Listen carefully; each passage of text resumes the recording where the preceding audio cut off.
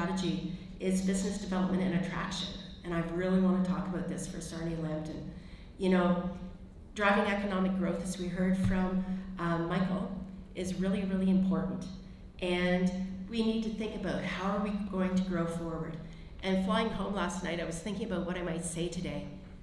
And hand on heart, I think Sarnia-Lambton, collectively, you guys have so much opportunity. First things first, I have a manufacturing business in Exeter, Ontario. And I said, you know, you could be doing this anywhere. Why Exeter? He likes the town. And then he said next, and I'm close to the 402. Well, guess what? That's exactly what you have.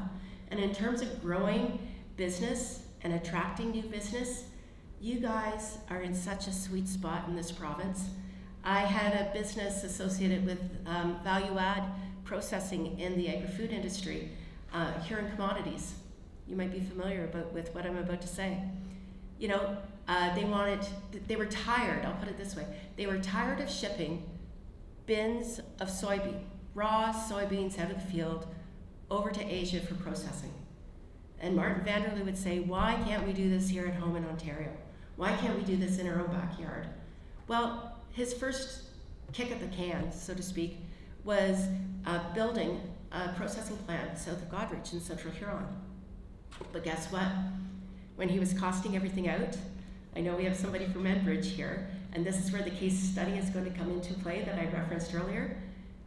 To increase the volume of natural gas to the extent that Martin needed for this vision of value-add processing, it was going to cost an extra $30 million to his bottom line of the business.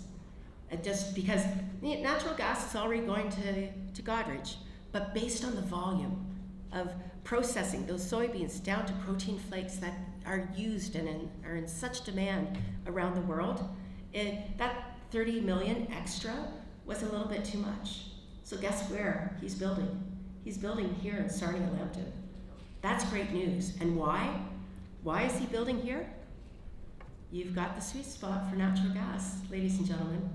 And so one of my challenges to all of you sitting in this room today is to think about how can we attract more business based on what we can provide so easily. Live came up in conversation a lot earlier this week in Calgary, whether it was our Premier Ford or Premier Smith or in energy sector conversations that I participated in.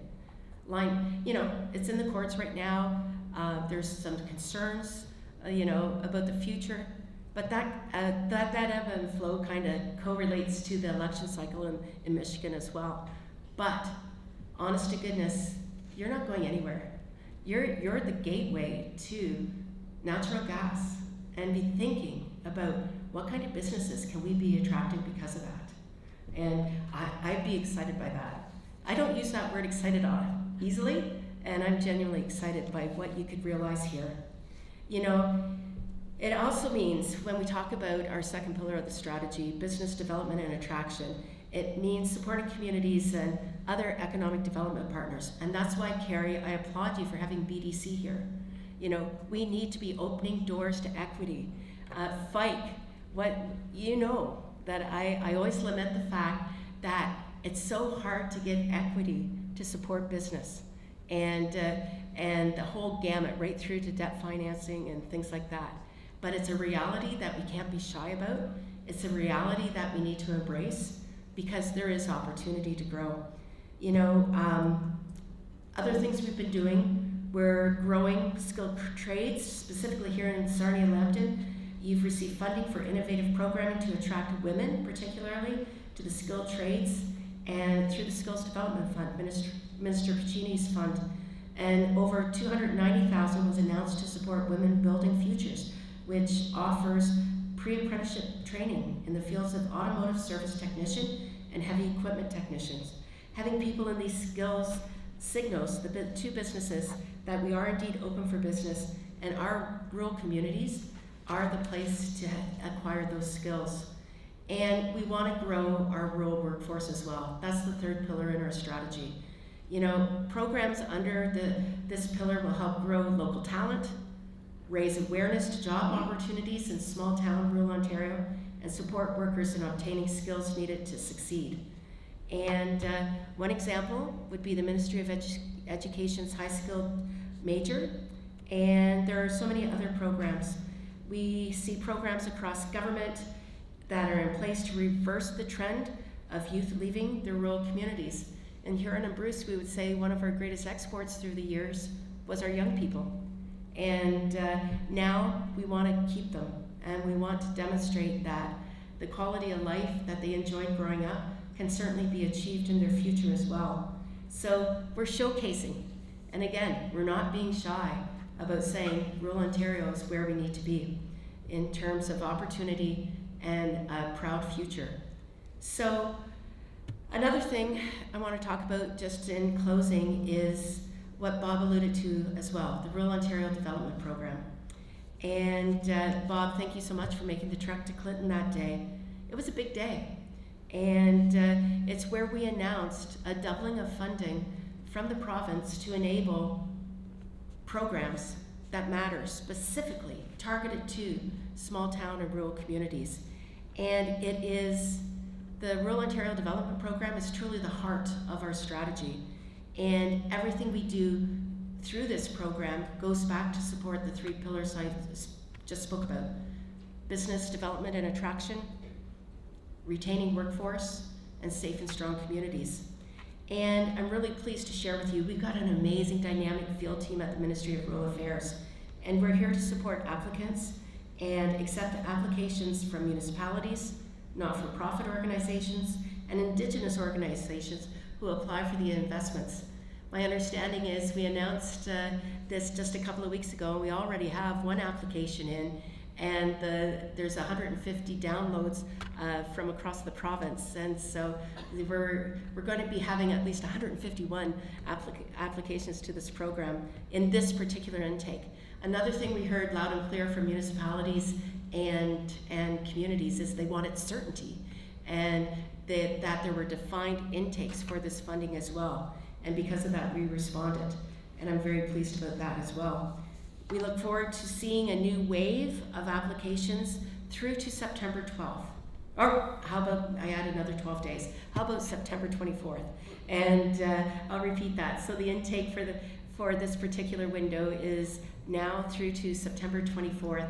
And if you know of anyone that wants to work on a strategic plan or a business plan, or as a small business between 1 and 20 employees, or a municipality that needs capital funding to kickstart a major hub in the community, make sure you talk about the Rural Ontario Development Fund.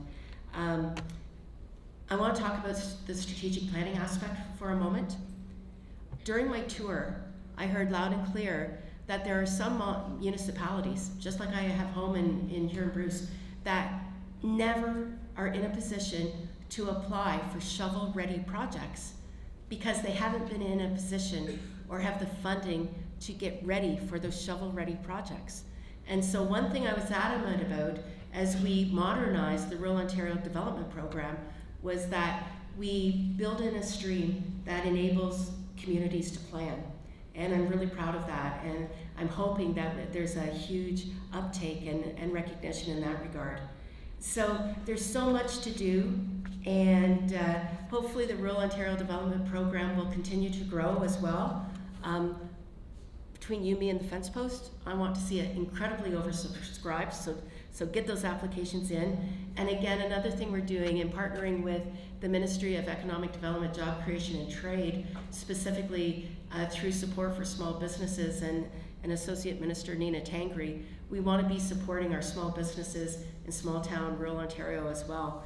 And that's reflected in our modernized funding program as well. So again, make sure you let people know that we're here to reflect the realities of small town rural Ontario. We're here to work with chambers, we're here to work with business improvement associations. Collectively with Nina Tangri, we're going to do great work. We're a good team already, and we can only get better through collaborating with all of you. And finally, Sarnia-Lambton. I'm sincere of heart when I say you have so much opportunity.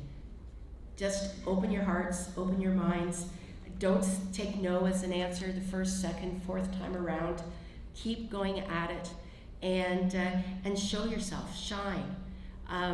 The other thing I want to share with you is I know that in 2027, Lambton County may be or is hosting the International Flying Match and Rural Expo. Use that as an opportunity to shine and attract business as well. And come down to Niagara, come to Bruce County in 2026, and we certainly will be good support for you in 2027. But my husband and I are volunteering on the Bruce County match in 2026, and we're really focusing on the Rural Expo perspective.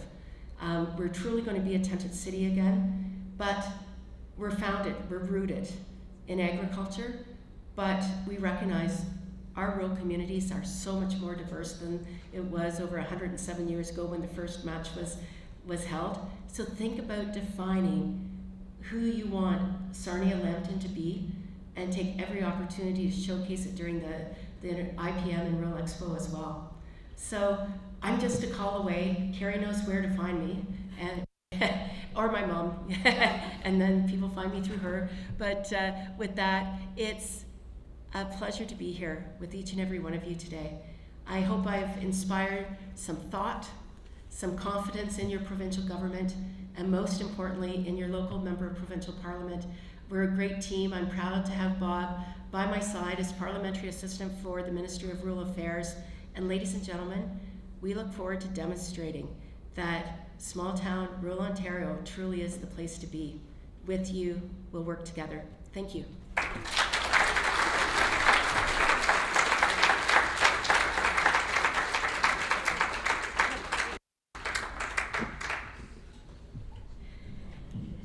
Thanks so much, Lisa. That was very inspiring.